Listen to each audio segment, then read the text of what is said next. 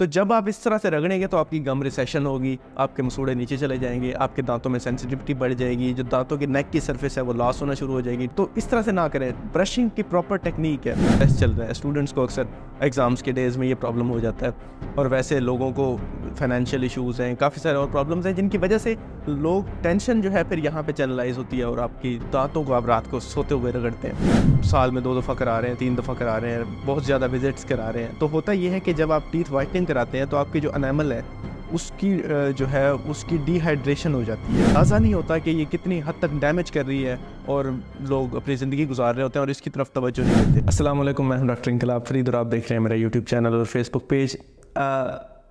काफ़ी सारे पेशेंट्स हमसे ये क्वेश्चन करते हैं कि हमारे दांतों को कीड़ा क्यों लग रहा है, हमारे दांतों के मसाइल हमारे साथ क्यों आ रहे हैं। हम तो ब्रश भी करते हैं, हम तो ख्याल भी करते हैं दांतों का, फिर भी ये क्यों हो रहा है हमारे साथ।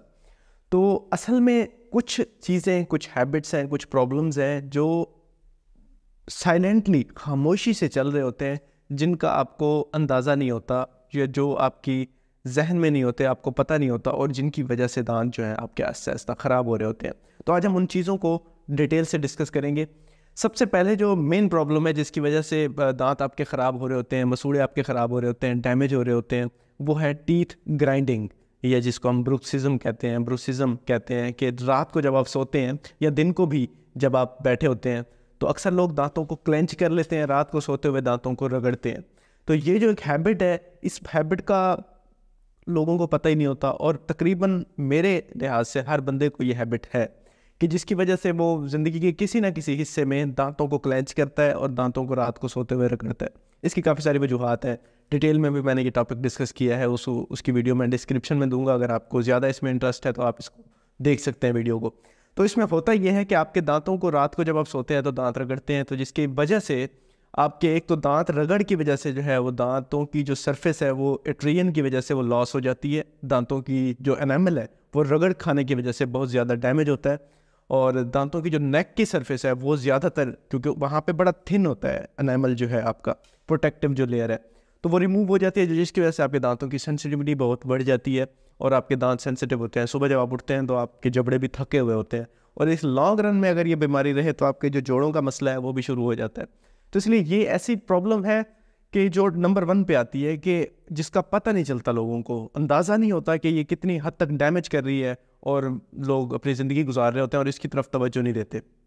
तो अगर आपको लगता है या आपके जो लाइफ पार्टनर जो रात को आपके साथ अगर वो सोते हैं तो आपके करीब वाले लोग, उनको अंदाज़ा होता होगा कि रात को आप दांत रगड़ रहे हैं, तो इसलिए अगर ये आपको प्रॉब्लम है तो आप एज सुन एज पॉसिबल जो है चेकअप कराएं और इसको देखा जाएगा कि इसकी वजह क्या है। तो उसको रूल आउट करना बहुत ज़रूरी है, क्योंकि ज़्यादातर तो स्ट्रेस की सिचुएशन में इंसान जो है ना ये इस बीमारी का शिकार होता है। अगर उसको कोई लॉन्ग रन में एंग्जाइटी चल रही है, कोई स्ट्रेस चल रहा है, स्टूडेंट्स को अक्सर एग्ज़ाम्स के डेज़ में ये प्रॉब्लम हो जाता है, और वैसे लोगों को फाइनेंशियल इशूज़ हैं, काफ़ी सारे और प्रॉब्लम्स हैं जिनकी वजह से लोग टेंशन जो है फिर यहाँ पे चैनलाइज होती है और आपकी दांतों को आप रात को सोते हुए रगड़ते हैं।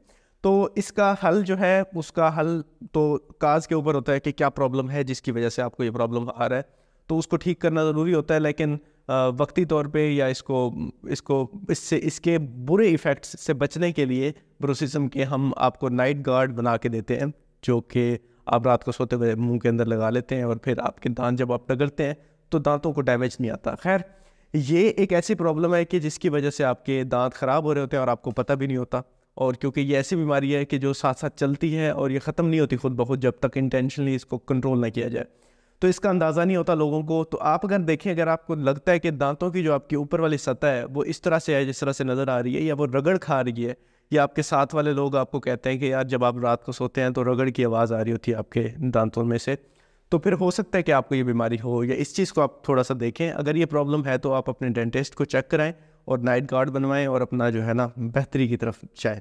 तो ये सबसे टॉप पे जो प्रॉब्लम है। दूसरे नंबर पे टीथ वाइटनिंग बहुत ट्रेंड है आजकल, तो इसमें सेफ़ होती है, इसमें कोई प्रॉब्लम भी नहीं होता। लेकिन टू मच का मतलब ये है कि आप साल में 2 दफ़ा करा रहे हैं, 3 दफ़ा करा रहे हैं, बहुत ज़्यादा विजिट्स करा रहे हैं। तो होता ये है कि जब आप टीथ वाइटनिंग कराते हैं तो आपकी जो एनामल है उसकी जो है उसकी डिहाइड्रेशन हो जाती है, उसमें से जो पानी है वो निकल जाता है। नॉर्मली तो वो रिहाइड्रेट दोबारा से कर जाता है, तो इसमें कोई प्रॉब्लम वाली बात नहीं है। लेकिन आप अगर फ्रीक्वेंट कराएंगे, बार बार कराएंगे, तो वो ये होगा कि आपके दांत वीक हो जाएंगे। इसी तरह से टीथ वाइटनिंग जेल्स आई हुई है मार्केट में, या टीथ वाइटनिंग टूथपेस्ट आए हुए हैं, या ऐसी चीज़ें जो रिकमेंडेशन में नहीं आती डॉक्टर्स की लेकिन कमर्शियली अवेलेबल हैं। अगर ऐसी प्रोडक्ट से आप टीथ वाइटनिंग की तरफ जाएंगे तो आपके दांत लॉन्ग रन में कमज़ोर हो जाएंगे और आपको पता भी नहीं चलेगा, और आपको जब पता चलेगा तो काफ़ी सारा मसला बढ़ चुका होगा। तो ज़्यादा टीथ वाइटनिंग की तरफ आप ध्यान न दें। जो दांतों का जो नेचुरल कलर है, हेल्दी जो कलर है, वो है येलोइश वाइट, थोड़ा सा पीला टिंट नॉर्मल है, हेल्दी दांतों की अलामत है। तो इसलिए अगर आपके दांत बहुत ज़्यादा वाइट हैं तो वो कोई हेल्दी नहीं है दांत, वो कमज़ोर दांत की निशानी होती है। तो ये अपने जहन में रखें। तो इसलिए ज़्यादा वाइटनिंग की तरफ ना जाए। अगर आपके दांत गुड लुकिंग है, थोड़े से येलोइश हैं, तो उसको एक्सेप्ट करें इस हकीकत को।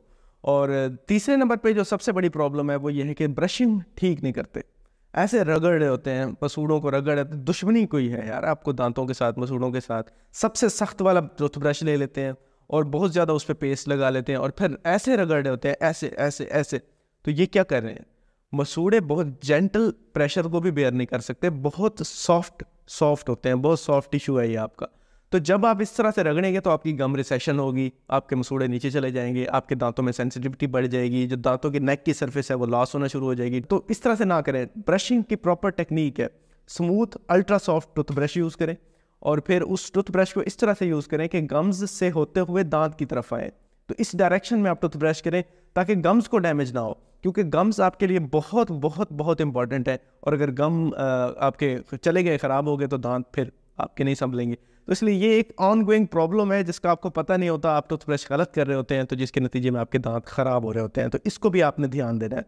और जो इसके आगे जो प्रॉब्लम है जिसका आपको अंदाज़ा नहीं होता और आप उसको लेके चल रहे होते हैं, वो है पुअर ओरल हाइजीन, कि मुंह की तरफ का आपने कभी देखना नहीं है। बड़े बड़े मेकअप करा लेते हैं लोग और काफ़ी ज़्यादा उस पर इन्वेस्ट कर लेते हैं अपनी ब्यूटी को, एस्थेटिक को देखने के लिए, लेकिन अंदर जब मुंह खोलते हैं तो दांत इतने ज़्यादा गंदे होते हैं, मुंह की सफाई बहुत ज़्यादा कंप्रोमाइज़्ड होती है। तो ऐसा ना करें, सफाई रेगुलर रखें, रेगुलर चेकअप्स कराएं डेंटिस्ट से। अगर को आपको मसूड़ों की बीमारी हो रही है, आपको कोई छोटी मोटी कैविटी है जो कि डेंटिस्ट को पता चलेगा, आपको आइडिया भी नहीं होगा, क्योंकि आपको तब आइडिया होगा जब तो दांत या तो रूट कैनाल ट्रीटमेंट की तरफ जा चुका होगा या दांत निकलने वाला होगा।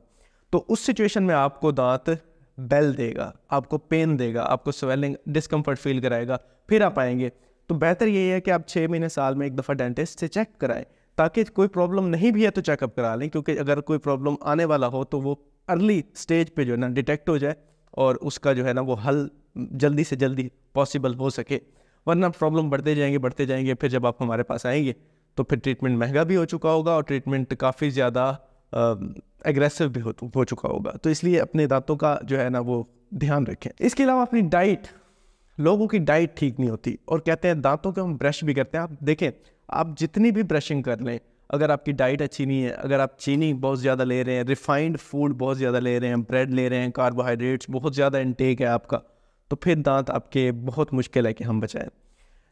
इस पे मैंने वीडियो भी बनाई है रिसेंटली कि पुराने वक्तों में लोगों के दांत क्यों नहीं ख़राब होते थे। उसमें जो मेजर जो चीज़ है वो है कि उनकी जो डाइट थी वो बहुत अच्छी होती थी। तो डाइट क्यों अच्छी होती थी? क्योंकि वो नेचुरल डाइट होती थी। आप फ्रूट्स लें, अगर आप मीठा लेना चाहते हैं तो आप डायरेक्ट चीनी ना लें, डायरेक्ट कोल्ड ड्रिंक्स ना लें, और इस तरह से जिनमें बहुत ज़्यादा मिकदार में शुगर है, एसिड है, तो इन चीज़ों से आपके दांतों की इरोजन होगी, कैविटी का प्रोसेस स्टार्ट हो जाएगा। और आपकी जो डाइट है ना, जिस फैमिली में लोग कहते हैं फैमिली में दांतों में कीड़ा है, फैमिली में दांतों में कीड़ा नहीं है, फैमिली में डाइटिंग हैबिट्स अच्छी नहीं होती, क्योंकि फैमिली में जो खाना बन रहा होता है ना वो सब वही खा रहे होते हैं। घर में तो एक ही खाना बनता है, तो वो हैबिट एक जैसी होती है खाना खाने की। तो जब खाने की हैबिट एक जैसी होगी तो दांतों की ख़राब होने की जो फिर कॉन्सिक्वेंसेस हैं वो भी एक जैसे होंगे। तो इसलिए ये बात ज़रा जहन में रखें, फूड आपकी बहुत इंपॉर्टेंट है। हमेशा नेचुरल डाइट लें, वेजिटेबल्स लें, प्रोटीन लें, और कार्बोहाइड्रेट और शुगर इसको अवॉइड करें। कोल्ड ड्रिंक्स को अवॉइड करें, ख़त्म कर दें लाइफ, इसकी कोई ज़रूरत नहीं है कोल्ड ड्रिंक्स की। और चीनी का इस्तेमाल कम से कम करें। और इस चीज़ों से आपकी जो हैबिट जब ठीक होगी तो आपके दांत ठीक रहेंगे। और उम्मीद है ये वीडियो आपको अच्छी लगी होगी। अगर ये इन्फॉर्मेशन आप लोगों तक भी पहुंचाना चाहते हैं तो ज़रूर ये वीडियो शेयर करें, और इस तरह के और वीडियोस देखना चाहते हैं तो मेरे चैनल को ज़रूर सब्सक्राइब करें। आप सबका बहुत बहुत शुक्रिया। Thank you.